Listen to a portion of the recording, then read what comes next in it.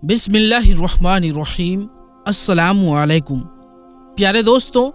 ये बात तो हम सभी लोग जानते हैं कि यरूशलेम शहर दुनिया के तीनों इब्राहिमिक धर्मों में यानी यहूदी, ईसाई और मुसलमानों के लिए किस तरह से अहम और ख़ास है, और इस शहर का किरदार क़यामत से रिलेटेड भी बहुत ही अहम है। ख़ास तौर पर मस्जिद अल अक्सा मुसलमानों के लिए मक्का और मदीना के बाद सबसे मुक़द्दस और पाक है। ईसाई जिसे हज़रत ईसा अलैहिस्सलाम की निस्बत से मोहब्बत रखते हैं, जबकि यहूदियों के लिए यहाँ पर उनकी सबसे मुक़द्दस इबादत गाह कभी मौजूद हुआ करती थी, जिसकी एक दीवार आज भी बिल्कुल सही सलामत है, जिसे दीवार गिरियाँ कहा जाता है। और ये इस वक्त भी वहाँ पर रो रो कर अपने आने वाले मसीहा के लिए दुआएं मांगते हैं कि अल्लाह जल्द से जल्द दुनिया के अंदर इसको भेजकर पूरी दुनिया पर यहूदियों की हुकूमत को एक बार फिर से कायम कर दे, जैसा कि यह हजरत सुलेमान अलैहिस्सलाम के दौर के अंदर थी। हैकल सुलेमानी की तारीख पर हम अपनी पिछली कई वीडियोस के अंदर बात कर चुके हैं, लेकिन शॉर्टकट में ये जान लें कि इसे सबसे पहले अल्लाह के हुक्म पर हजरत दाऊद अलैहिस्सलाम ने तामीर किया था, और ये यहूदियों की पहली इबादत गाह थी, क्योंकि इससे पहले यहूदियों के अंदर बाकायदा किसी इबादत गाह का सोचा नहीं था। इस इबादत गाह के अंदर मुक़द्दस संदूक सकीना भी रखा हुआ था, और इसी तामीर के दौरान जब अचानक से हजरत दाऊद अलैहिस्सलाम की वफात हो गई, तो इनके बेटे हजरत सुलेमान अलैहिस्सलाम पैगंबर और बनी इसराइल यानी यहूदी कौम के बादशाह बने। तो इन्होंने इसे जिन्नात की मदद से तामीर करवाया, जिसे ये यहूदी लोग हैकल सुलेमानी कहते हैं। अल्लाह ने हजरत सुलेमान अलैहिस्सलाम को पूरी दुनिया पर हुकूमत अता की थी। यहूदी कौम की नाशुक्री और बदआमालियों की वजह से अल्लाह ने इन पर कई मरतबा आज़ाब नाजिल किया, और 2 मरतबा यरूशलेम शहर पर हमला हुआ, जिसके अंदर हैकल सुलेमानी पूरी तरह तबाह बर्बाद हो गया। पहला हमला बाबुल के बादशाह बख्त नसर ने और दूसरा रूमी बादशाह टाइटस ने किया, और इस दौरान हैकल सुलेमानी पूरी तरह से तबाह हो गया।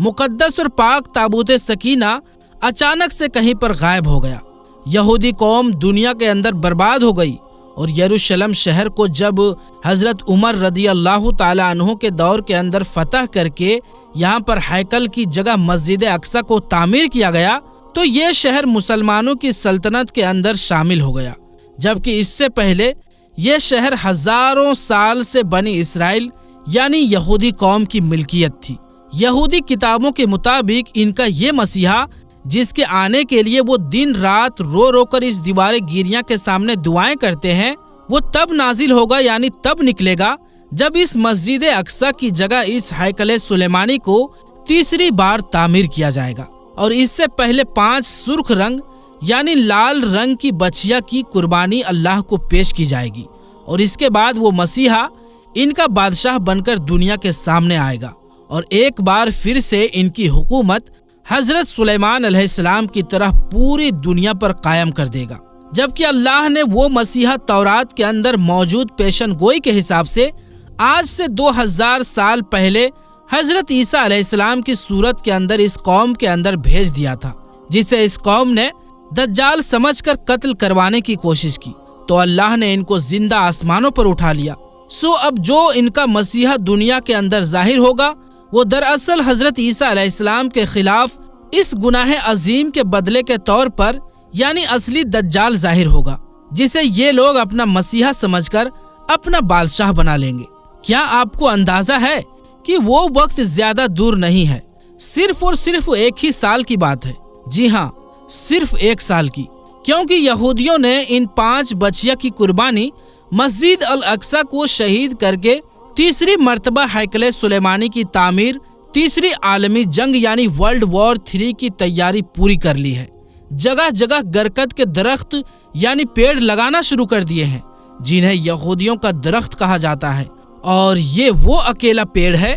जो रसूलुल्लाह सल्लल्लाहु अलैहि वसल्लम की हदीस मुबारका के मुताबिक यहूदियों को जंग में पनाह देगा। ये दरख्त यहूदियों को छुपाएगा। आज की डेट में जगह जगह पर इजराइल के अंदर इस पेड़ को लगाया जा रहा है। इजराइल ने कई दहाइयों तक इस लाल बछिया का इंतजार किया, जो कि आज से हजारों साल पहले यहाँ पर मौजूद हुआ करती थी, लेकिन अब लुप्त हो चुकी है, यानी पोशीदा हो चुकी है। यहाँ इजराइल में लाल रंग की बछिया मौजूद तो है, लेकिन तौरात के अंदर इस बछिया की निशानी ये भी लिखी गई है कि वो मुकम्मल यानी पूरी तरीके से लाल हो, इसका एक बाल भी किसी और रंग का ना हो, इसके जिस्म पर कोई निशान मौजूद ना हो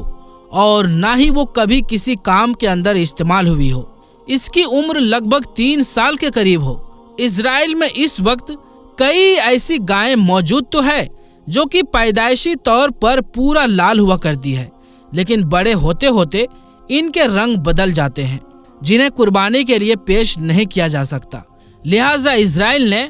ऐसी गाय की तलाश पूरी दुनिया के अंदर शुरू कर दी है और आखिरकार सिर्फ 1 साल पहले यानी 2022 के अंदर इनकी ये तलाश इस वक्त खत्म हुई जब अमेरिकन रियासत टेक्सास के अंदर इन्हें ये 5 लाल रंग की बछियां मिल गई, जिनके अंदर वो तमाम खूबियां मौजूद थी जो कि तौरात के अंदर इस कुर्बानी के जानवर के बारे में इनके मुताबिक अल्लाह ने बयान किए हैं। हजरत मूसा अलैहिस्सलाम के दौर से लेकर हजरत ईसा अलैहिस्सलाम के दौर तक यहूदी कौम किसी इबादत या बड़े काम के लिए ऐसी ही लाल बछिया की कुर्बानी पेश किया करती थी, जबकि कुरान के अंदर इसका रंग शोख पीले रंग का बयान होता है, क्योंकि जिस बछिया को यहूदी सुर्ख यानी लाल कह रहे हैं वो असल के अंदर पूरी तौर पर सुर्ख या लाल नहीं है, बल्कि ये येलो यानी पीले शेड के साथ है, या यूं कहें कि सुर्ख और पीले रंग का मिक्सचर है, क्योंकि असल सुर्ख रंग कुछ ऐसा होता है। और वैसे भी हमने आज तक देखा यही है कि हजारों साल के दौर के अंदर भी कोई भी पीले रंग की गाय न कभी देखी गई है और न कभी मौजूद थी, जिसका मतलब है कि कुरान के मुताबिक इसका रंग पीले और लाल रंग का मिक्सचर था। कुरान के मुताबिक हजरत मूसा अलैहिस्सलाम ने कत्ल का फैसला सुनाने के लिए अल्लाह के हुक्म पर इस बछिया को कुर्बान करने के लिए कहा, ताकि यहूदी कौम के दिल से बाल नामी मुजस्सिमा की मोहब्बत को हमेशा के लिए निकाला जा सके। हजरत ईसा अलैहिस्सलाम के आसमान पर उठाए जाने के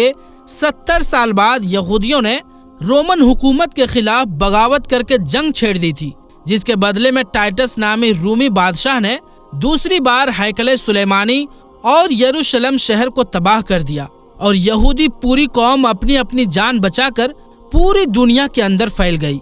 अब यहूदी क्योंकि यहाँ पर मौजूद नहीं थे, तो इसी दौरान यहाँ पर लाल रंग की बछिया लुप्त होना शुरू हो गई, जबकि जो यहाँ पर मौजूद थी उनके अंदर अलग अलग रंगों का मिक्सचर शुरू हो गया। 1948 के अंदर जब इसराइल का वजूद बना, तब से लेकर अब तक इस बछिया की तलाश शुरू हो गई है और 2018 के अंदर ये खबर आई थी कि वो लाल बछिया इसराइल को मिल गई है, पर वो परफेक्ट नहीं थी। टाइम टू टाइम इन्हें जेनेटिकली तौर पर इसराइल के अंदर पैदा करने की कोशिश की गई, लेकिन इसके अंदर भी नाकामी हुई। आखिरकार 2022 के अंदर इन 5 लाल बछिया को ढूंढकर 16 सितंबर को इजराइल लाया गया, जहां पर इन्हें खास देखभाल के अंदर किसी पोशीदा जगह पर रखा गया, यानी छुपा कर रखा गया। इसके मालिक का कहना है कि इसके जानवर बिल्कुल परफेक्ट हैं, इनका एक बाल भी किसी और रंग का नहीं, ना ये कभी बीमार हुए,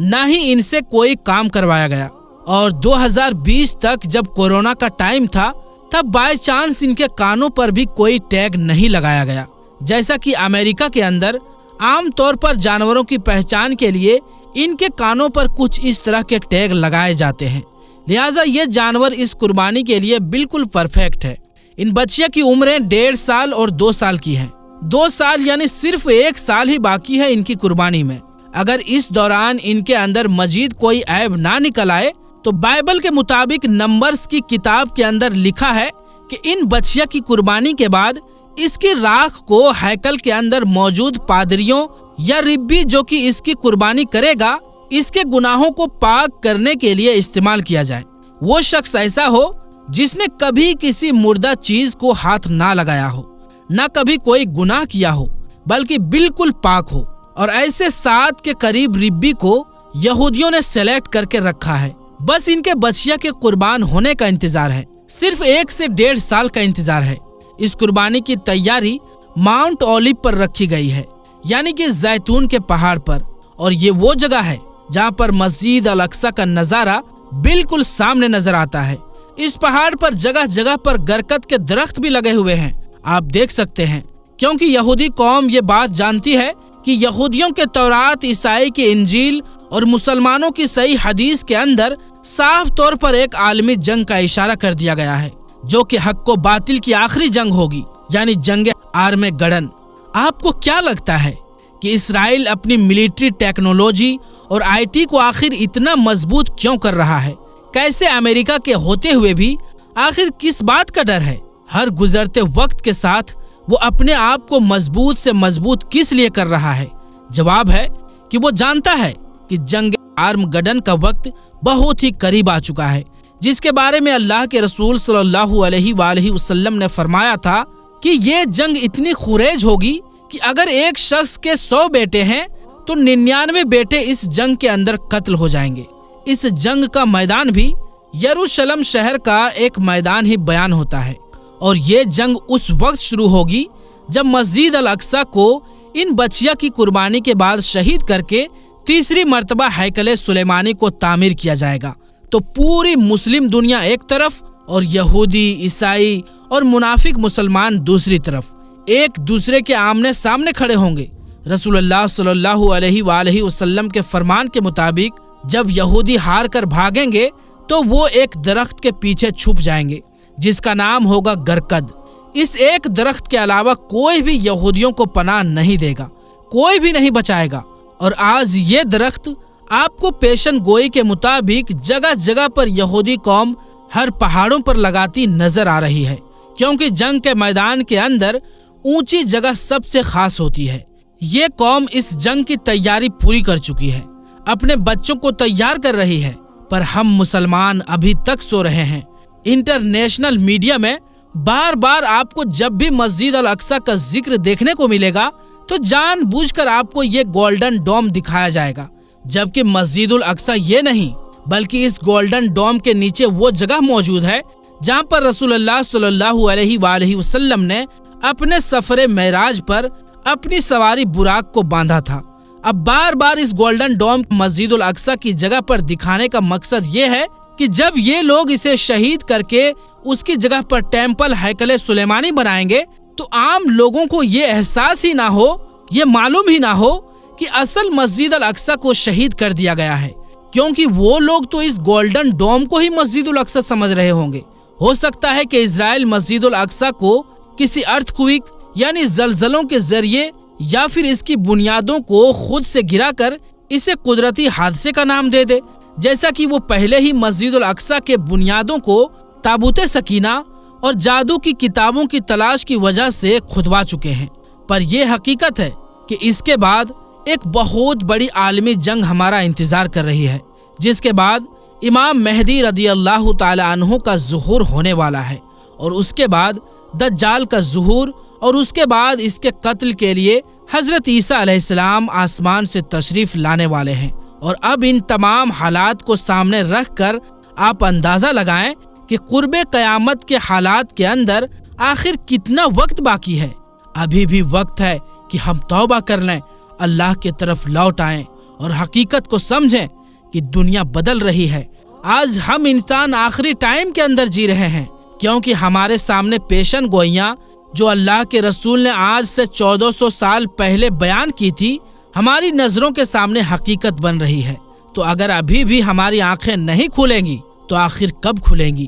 اللہ تبارک و تعالی ہمیں سمجھنے کی اور نیک عمل کرنے کی توفیق عطا فرمائے، آمین۔ تو پیارے دوستوں، ہماری آج کی اس ویڈیو میں بس اتنا ہی۔ انشاءاللہ ملیں گے اگلی ویڈیو میں، تب تک کے لیے السلام علیکم، اللہ حافظ۔